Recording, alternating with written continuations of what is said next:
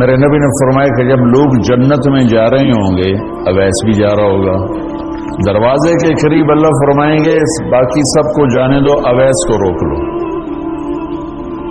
تو وہ اویس پریشان ہو جائیں گے کہ اب بوئے پہ آتے کیوں رکاوٹ بن گئی، دروازے پہ آگے کیا رکاوٹ ہو گئی.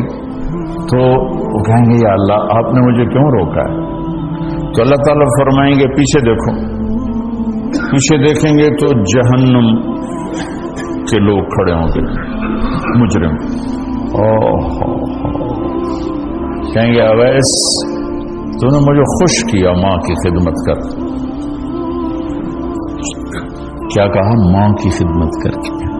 جو بیچاری مائیں ذلیل ہو رہی ہیں، یہاں زیادہ ہوتی ہیں، پاکستان میں کم ہوتی، پر ہوتی وہاں بھی ہیں. اسی سفر میں کتنی ماؤں کے اتنے پرچے آئے کہ میرا بیٹا شراب پیتا اور پھر مجھے گالیاں نکالتا. بھر گئے میری جیبیں پرچوں سے، کیونکہ مستورات بھی بیان میں آتی تھی. تو ہر بیان میں کوئی نہ کوئی پرچہ آیا کہ میرا بچہ مجھے گالیاں نکالتا ہے، شراب پیتا ہے، زنا کرتا ہے، پھر مجھے گالیاں نکالتا ہے. تو یہاں زیادہ ذلیل ہے، ہمارے ہاں بھی کوئی کم ذلیل نہیں ہے. کوئی قسمت والی ماں ہے جس کو فرما بردار اولاد ملتی ہے. تو اللہ فرمائیں گے اویس تو نے مجھے بہت خوش کیا ماں کی خدمت. دیکھیے جہنم کے لوگ کھڑے ہیں، تو انگلی کا اشارہ کرتا جا. اللہ جدھر جدھر تیری انگلی کا اشارہ ہوگا ادھر ادھر لوگوں کو جہنم سے نکال کے جنت میں ڈال دوں. آج میں تیری توفیل لاکھوں آدمیوں کو جنت میں پہنچاؤں گا. عدد ربیع و مضر، لاکھوں کا لفظ نہیں آتا. ربیع و مضر عرب کے دو قبیلے اپنی تعداد میں سب سے زیادہ تھے. تو اللہ تعالیٰ کہیں گے اویس آج تیری توفیل جتنا ربیع اور مضر دو بڑے قبیلوں کے لوگ ہیں اتنے مجرم آج تیری توفیل جنت میں ڈال دوں. سبحان اللہ اکبر. جب میرے رب نے مقام بخشا کہ عمر اور علی سے کہا جا رہا ہے دعا کروانا، اور جنت کے دروازے پر کھڑا کر کے فرمایا جا رہا ہے پیچھے نظر دوڑا، دیکھ جتنے جہنم کے لوگ کھڑے ہیں، اشارہ کر تیرے طفیل آج ربیع اور مضر کی تعداد کے برابر لوگوں کو جنت میں ڈالوں. ایک اور واقعہ بھی سنا. آپ نے فرمایا میں آج رات جنت میں گیا. ایک تو معراج ہے جو جاگتے ہوئے، خواب میں تو بہت دفعہ ہوا، آج رات میں جنت میں گیا. میں نے آواز سنی قرآن کی تلاوت. میں نے پوچھا یہ کون تلاوت کر رہا ہے؟ ان کا جی یہ حارثہ بن نعمان ہے. آپ نے کہا حارثہ بن نعمان؟ وہ تو مدینے بیٹھا ہے. دیکھو آپ کو سنانے کے لیے مائک لگا ہوا ہے اوپر، تھوڑے سے لوگ آپ، اور حارثہ کی آواز جنت میں جا رہی ہے اور وہ مدینے بیٹھے ہوئے ہیں. 7 آسمان پار کر کے آواز جا رہی ہے. وہ کیسے پوری جنت میں اس کی آواز کیوں آ رہی ہے؟ کہ یا رسول اللہ انہوں نے ماں کی ایسی خدمت کی ہے کہ اللہ تعالیٰ نے خوش ہو کر کہا ہے حارثہ جب قرآن پڑھے ساری جنت کو سناؤ، ساری جنت کو سناؤ. اچھا کیسی خدمت کرتے تھے؟ ماں کی کیسی خدمت کرتے تھے؟ ان کے کپڑے بیوی سے نہیں دھلاتے تھے، خود دھوتے تھے. ہم لوگ اپنی بیویوں پہ ڈنڈا چڑھا کے کھڑے تھے، میری ماں نے کپڑے دو، میری ماں نے روٹی پکا، میری ماں نے چائے بنا کے دے. آپ کی بیوی کے ذمے آپ کی ماں کی خدمت نہیں ہے، میرے ذمے میری ماں کی خدمت. میری بیوی کے ذمے میرے باپ کی خدمت نہیں ہے، میری ماں کی خدمت نہیں ہے، میری بہن بھائیوں کی خدمت نہیں ہے. لیکن یہ بر صغیر کے معاشرے کا ظلم ہے کہ آنے والی بچی ٹکڑے ٹکڑے ہو جاتی، پس کے رہ جاتی، اور ایک ظلم و ستم کی چکی میں وہ قیمہ بن جاتی.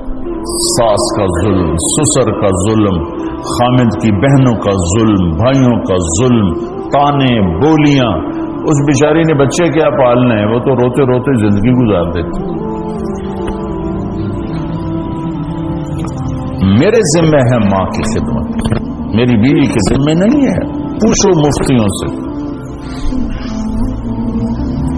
ماں کے لیے کیا کرتے تھے؟ سالن خود بناتے تھے، آٹا گوندتے تھے، روٹی پکاتے تھے، پھر تھالی میں پلیٹ میں رکھ کر ماں کو سامنے بٹھا کر خود کھلاتے تھے، کھلاتے بھی خود، اور ماں کو تیل لگاتے، کنگھی کرتے، جوئیں نکالتے۔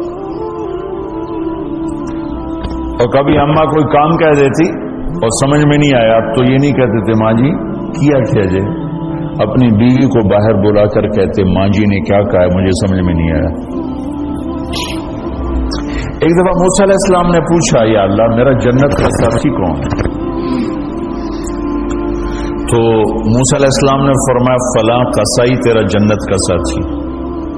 تو موسیٰ علیہ السلام تھوڑا سوچ میں پڑ گئے کہ قصائی تے موسیٰ دا جوڑ کی میں بیٹھ، فلاں مجاہد، فلاں عالم، فلاں ولی اللہ، وہ تیرا جنت کا ساتھی، قصائی تیرا ساتھی۔ تو موسیٰ علیہ السلام نے پتہ پوچھا اور پہنچ گئے۔ تو وہ گوشت کی دکانوں میں ایک دکان اس کے بیچ میں بٹھا چوکڑی مار کے تو اپنا بیچی جاندے تھے، ٹکی جاندے۔ کوئی موسیٰ علیہ السلام کو اسپیشل چیز نظر نہیں آئی۔ جب شام کو وہ چلنے لگا، جب وہ اس کا گوشت ختم ہو گیا تو اس نے ایک ٹوٹا تھیلے میں ڈالا اور چل پڑا، موسیٰ علیہ السلام بھی ساتھ چل پڑے۔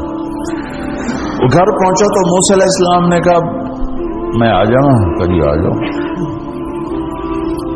اس نے وہاں جا کے کیا کیا، بوٹیاں بنا کے ہانڈی چڑھا دی، پھر آٹا نکال کے گوندھا، اس کو نرم ہونے رکھا، سالن تیار کیا، پھر روٹی تیار کی، ٹرے میں رکھا۔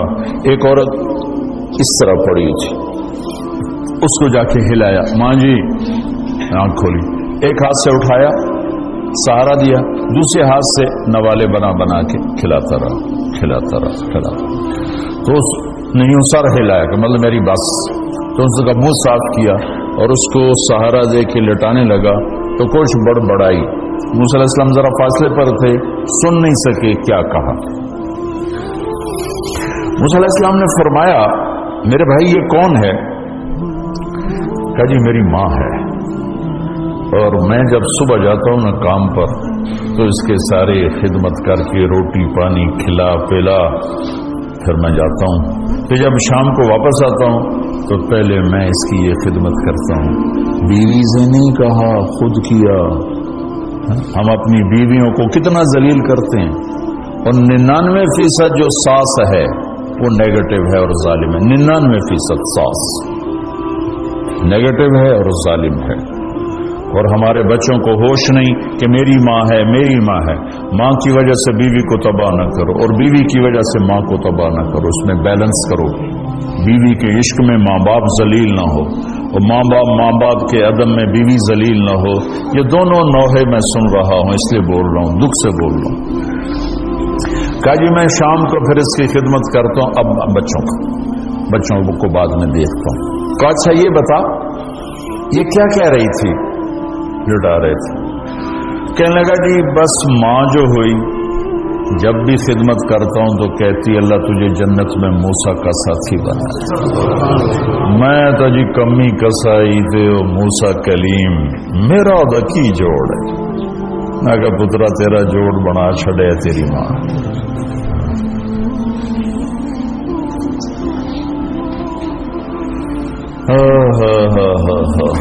ماں باپ زندہ ہیں دعا لو، فوت ہو گئے ان کی قبروں پہ جایا کرو، وہاں بیٹھ کے قرآن پڑھا کرو۔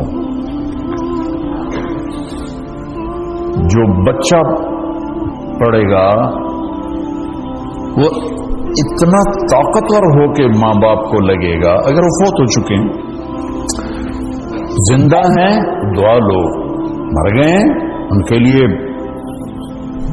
ان کی قبر پہ نہیں جا سکتے ہو، یہاں کی زندگی بہت تیز ہے، کبھی تو جایا کرو، کسی ویکنڈ پہ چلے جایا کرو، کسی اتوار پہ چلے جایا کرو، کسی ہفتے کو چلے جایا کرو، مہینے بعد 2 مہینے بعد، سال میں ایک دفعہ سے، کہ یہ ان کا حق ہے، ان کا حق ہے. اور ابن القیم رحمۃ اللہ علیہ نے ایک واقعہ لکھا ہے کہ عبداللہ بن مطرف رحمۃ اللہ علیہ نے خواب دیکھا کہ قبریں پھٹیں اور لوگ نکلے اور کوئی چیز ایسے اٹھا رہے ہیں، ایسے اٹھا رہے ہیں، ایسے اٹھا رہے ہیں. ایک آدمی نکلا اور جا کر ایک درخت سے ٹیک لگا کے بیٹھ گیا. یہ اس کے پاس جا کر کہتے ہیں بھئی آپ کون لوگ ہو؟ وہ کہتے ہیں ہم ایمان والے ہیں. کہ یہ کیا ہو رہا ہے؟ کہ جو رشتہ دار ثواب بھیجتے ہیں یہ وہ اکٹھا کر رہے ہیں. کہ تم کیوں نہیں اکٹھا کر رہے ہو؟ کہ میرا بیٹا حافظ قرآن ہے، ایک قرآن روزانہ ختم کر کے مجھے بھیج دیتا ہے تو میں نے پرچون دی لوڑ نہیں رہ جاندی، میرا تھوک دا کام. کہ تیرا بیٹا کیا کرتا ہے؟ کہ اس کی مٹھائی کی دکان ہے بازار میں. آنکھ کھل گئی، صبح ہوئی تو پہنچ گئے، بازار کھلا، دیکھا تو ایک نوجوان بیٹھا ہوا اور مٹھائی بیچ رہا اور ہونٹ ہل رہے ہیں. پہلے اس کو نہ چیک کرتے رہے، پھر اس کے پاس آئے، بیٹا تیرا نام کیا ہے؟ وہی نام تھا جو خواب میں سنا. یہ کیا پڑھ رہے ہو؟ کہ جو قرآن پڑھ رہا ہوں. کتنا پڑھتے ہو؟ ایک ختم روزانہ پڑھتے. کیا کرتے ہو؟ کہ والد کو ایصال ثواب کرتا. کیا اتنی مشقت کیوں اٹھاتے ہو؟ کہ وہ میرے لیے بہت کچھ چھوڑ گیا، میں چاہتا ہوں میں بھی اس کے لیے کچھ حصہ بنتا رہوں. تو یہ والدین کے حقوق میں سے ہے کہ اگر وہ چلے گئے ہیں ان کے لیے ایصال ثواب کرو.